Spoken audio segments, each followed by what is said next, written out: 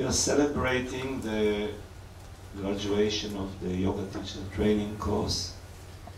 We started this celebration with a Guru Puja.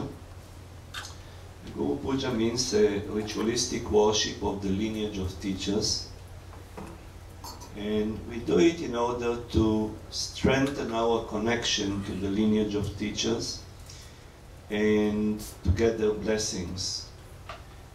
The connection to the lineage of teachers and the blessings that we receive from the lineage of teachers is very, very essential within the tradition of yoga and within the tradition of Vedanta. According to the teachings of yoga, everything depends upon this link between the student and the spiritual preceptor. And we acknowledge that what we receive, we do not receive just from our immediate guru, from our immediate spiritual preceptor, but it's a long, long, long lineage of masters and disciples that passed on these teachings from generation to generation. If one of the generations would stop to pass on the teachings, we would not receive it today. And you can see how in the 21st century the science of yoga is doing very well. It's alive and well and thriving.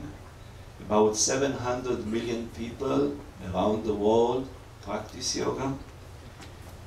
And so many people in from all walks of life testify how this knowledge of science transformed their lives. And this science is very, very ancient. Even there are documents from about 4,000 years ago where the science of yoga is described as ancient, very ancient. So ancient that 4,000 years ago they didn't know how ancient it is. And see how this science was kept intact and alive and relevant even in the 21st century. Even in the 21st century, most of the scientists that I know about that research yoga say that this is an extraordinary discipline that benefits the human being on all levels. It's an extraordinary teaching. So we thank the lineage of teachers which practice this science with such devotion and mastered it, because it's essential to master it, and mastered it, and then they trained good disciples, good students, which in turn passed it to others. And imagine how many years, thousands and thousands of years, it passed on and on and on, and it's alive. It's not just a memory. And today we benefit from it. So when we are doing a Guru Puja, when we are doing this ritualistic worship of the lineage of teachers, we do not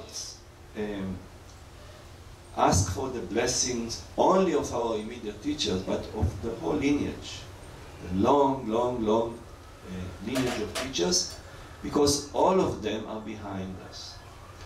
So if today the students of the Yoga Teacher Training course are graduating, if today the students receive this wonderful knowledge, and I'm certain, and I'll speak about it, that as yoga teachers you are going to benefit many, many people. Thousands and thousands of people will be benefited.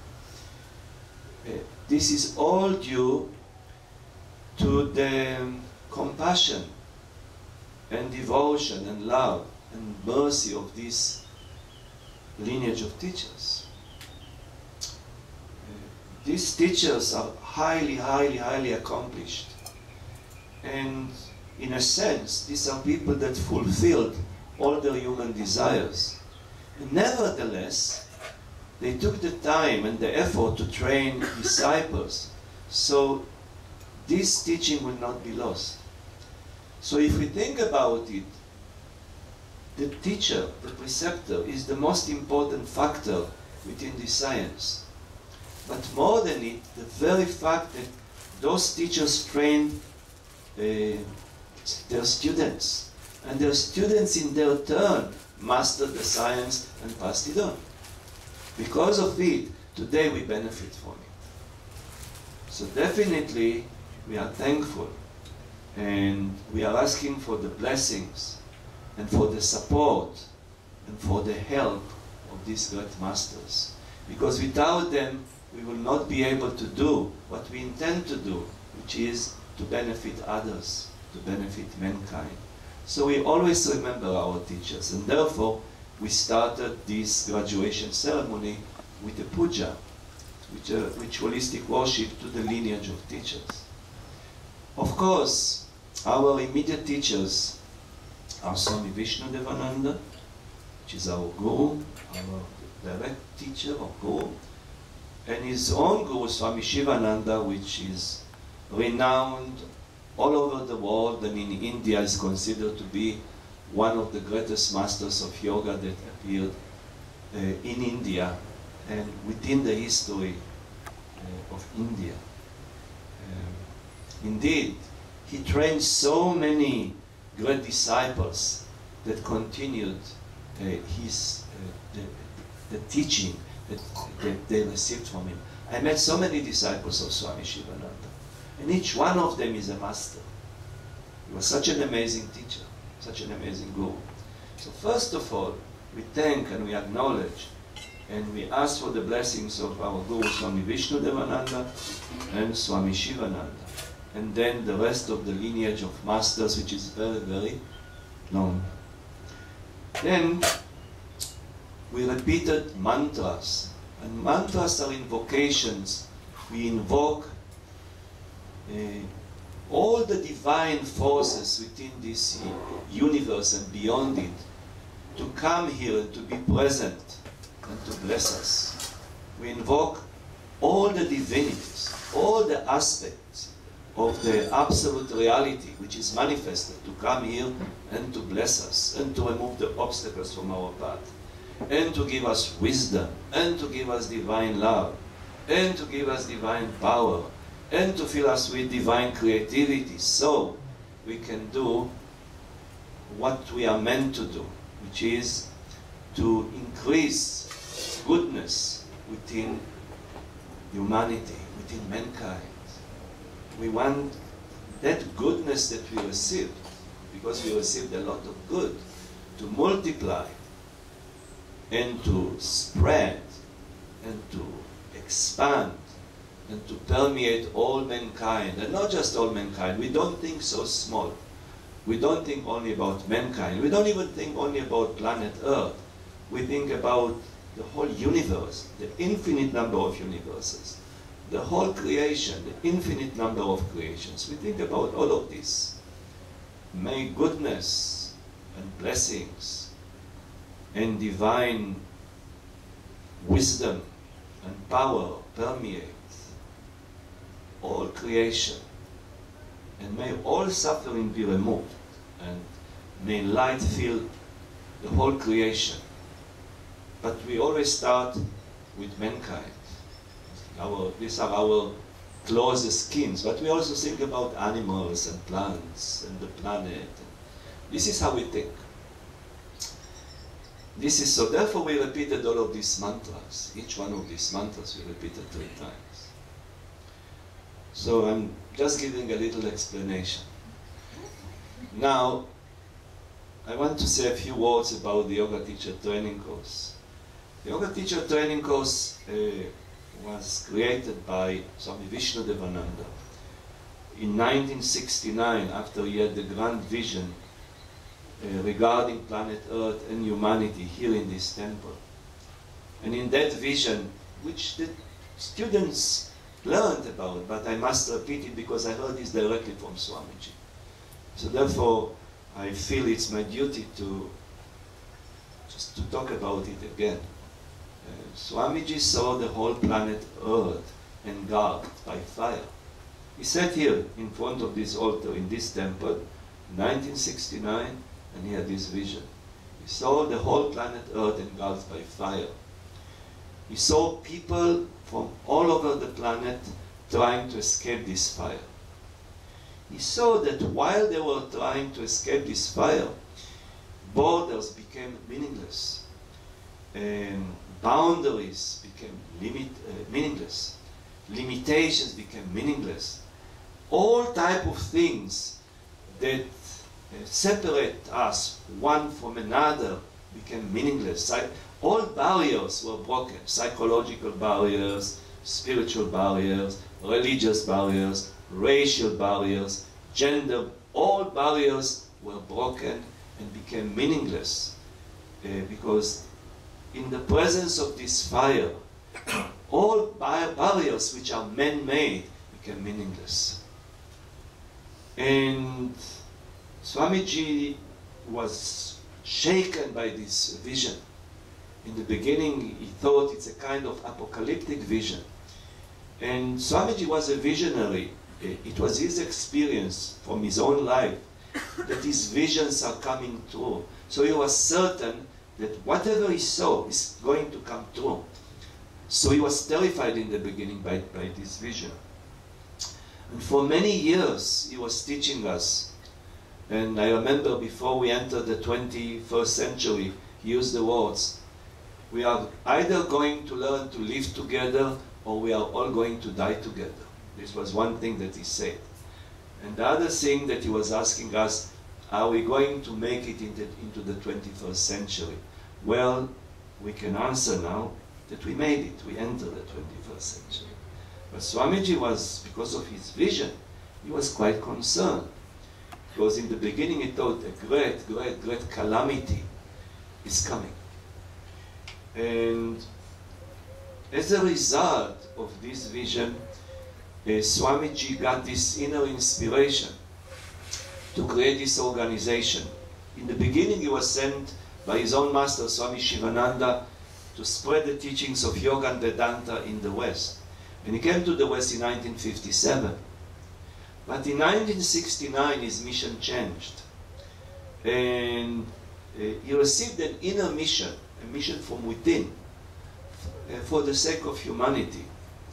And the mission was to show humanity a different path. He said that generally speaking there are two paths that humanity can take. A path that leads to destruction, terrible destruction, where humanity can actually perish.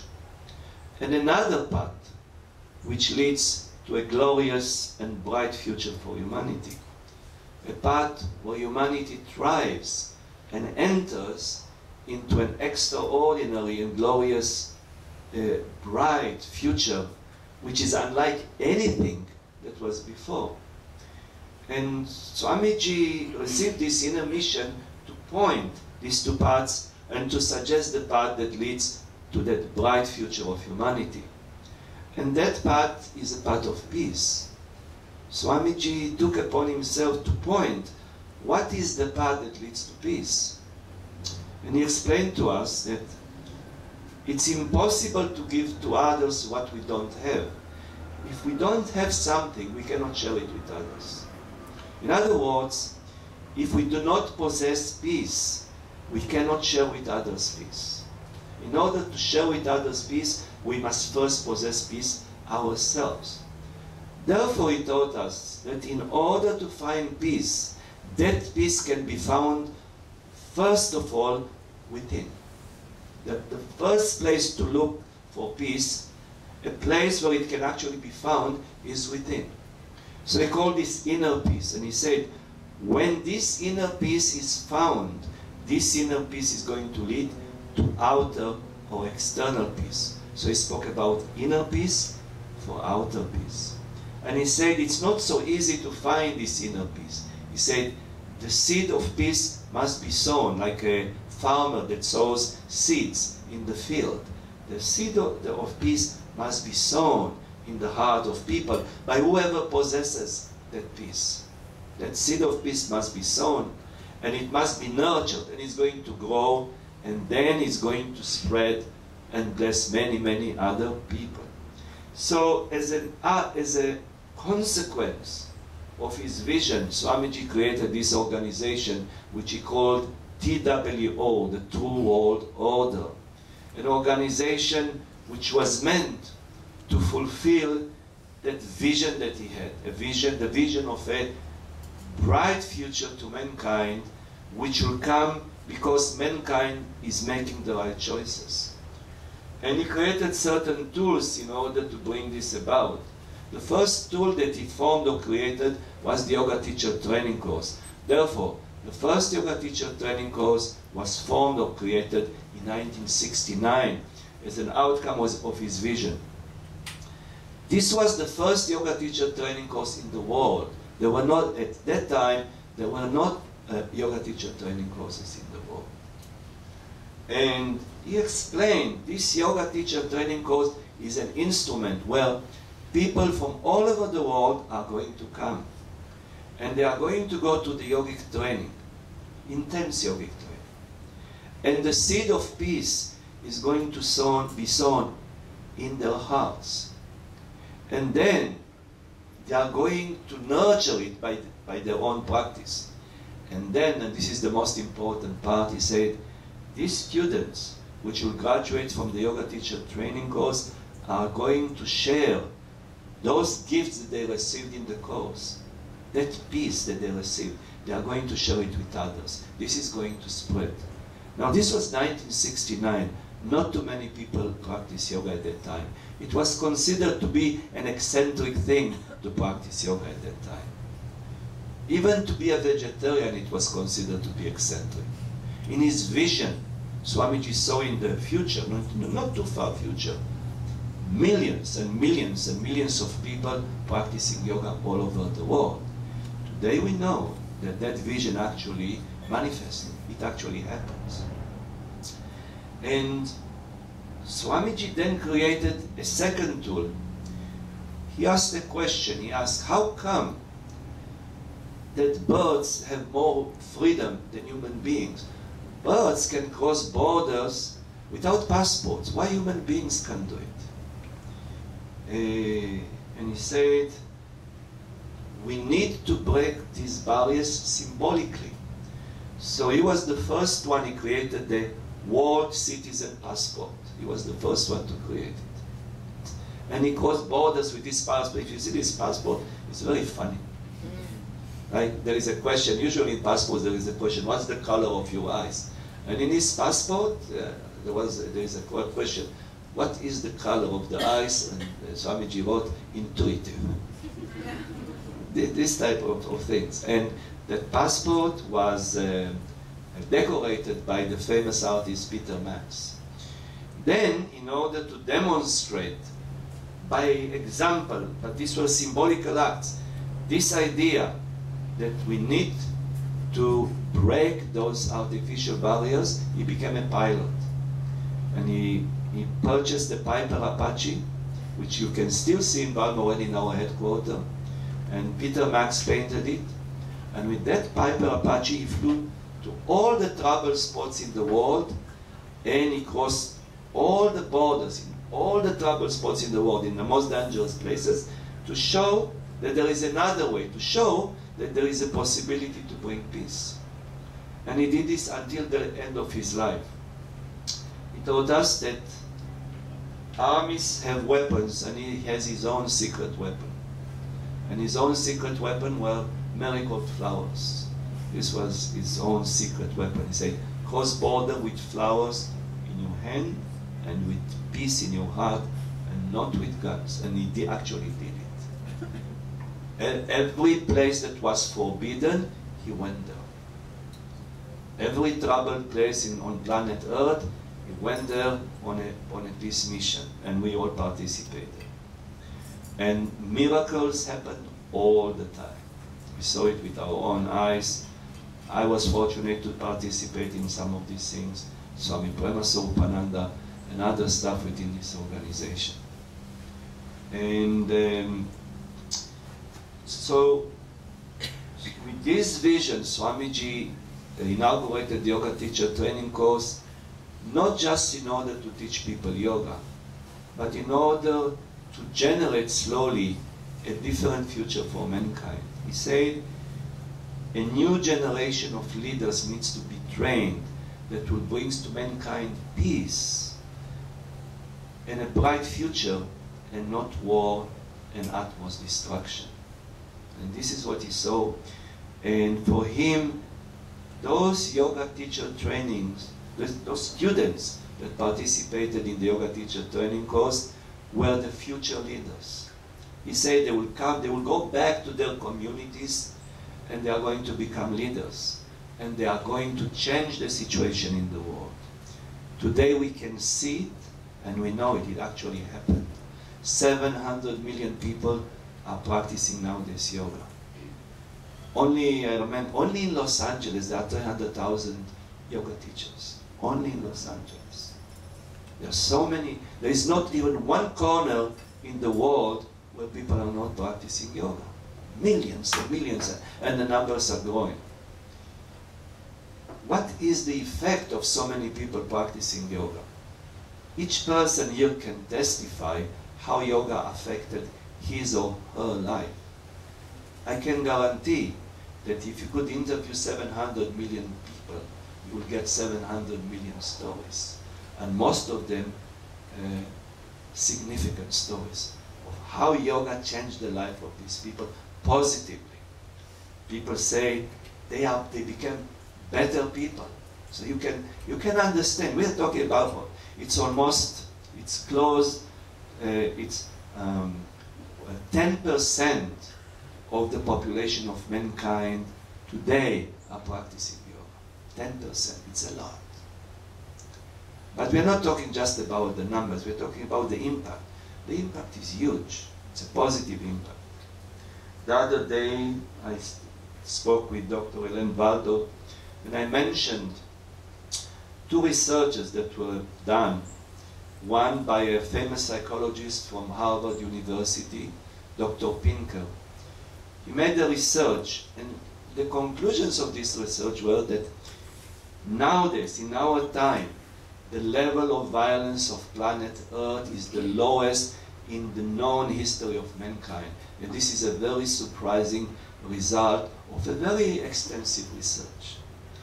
And he was very curious, why these results? How can it be? Because the common, the popular opinion is that it's the other way around.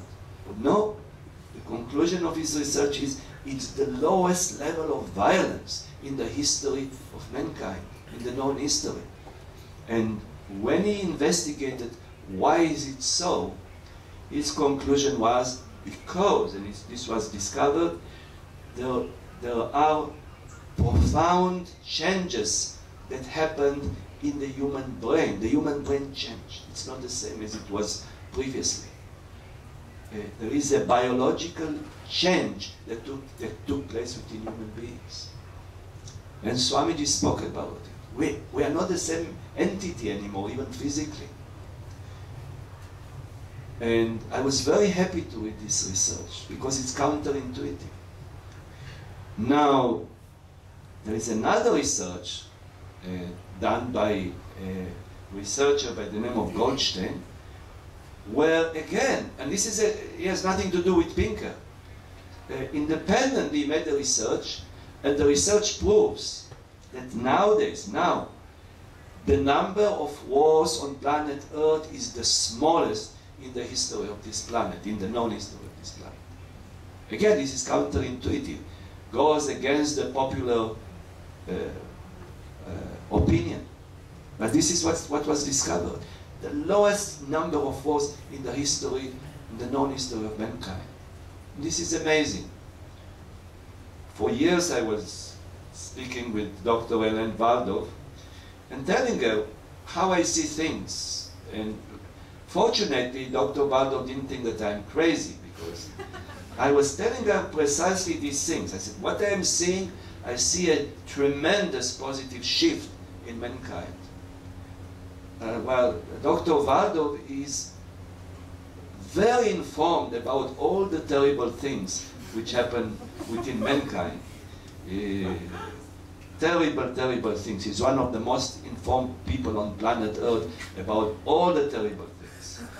And so she was coming with the terrible news, and I would tell her, no, I see something different. And it was an interesting dialogue, yes?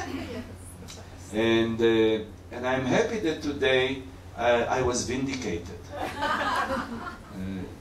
The actual research proves that this type of intuition is true. And again, Swamiji's vision is coming to, there is actually a tremendous positive shift within mankind. Swamiji spoke about this time. Swamiji spoke about the time where there will be a great, great crisis on planet Earth. And this is the fire that he saw.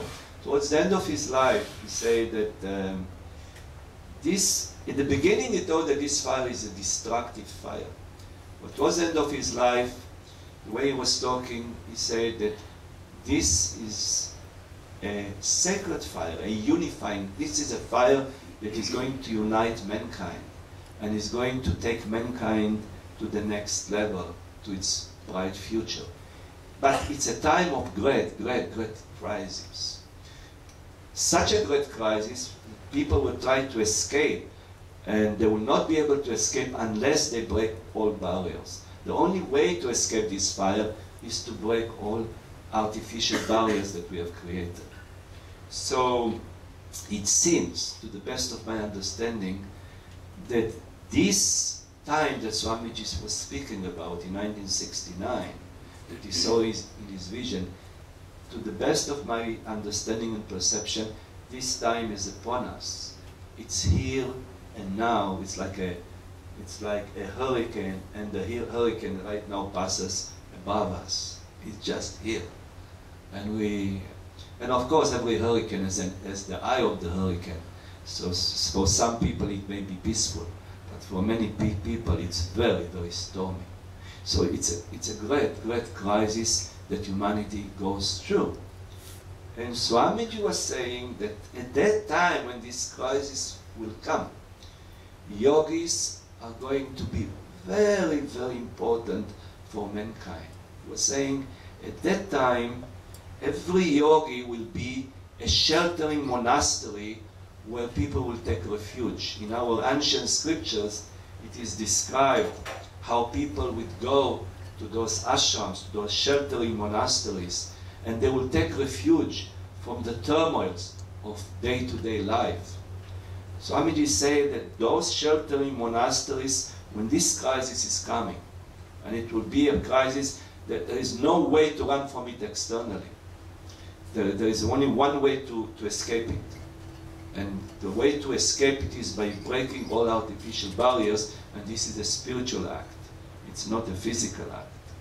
So, he says at that time, people will search for refuge, and each yogi will be like a sheltering monastery where people can find consolation and refuge and help and good guidance, because at that time, Swamiji said, people will be so shattered that they will ask for explanation, for meaning, and for comfort, and for help. And at that time he said, every yogi will become a sheltering monastery. And again, as I said, to the best of my understanding, the time is now. Therefore, now more than ever, it's so important when students are graduating and are becoming yoga teachers. Because in my perception, you're not going just to be yoga teachers. You are going to become anchors for multitudes which are going right now to this crisis. There is a financial crisis, but not just a financial crisis. Look around and see. It's a tremendous, there is an ecological crisis. There is a climatic crisis. There is a social crisis. There is a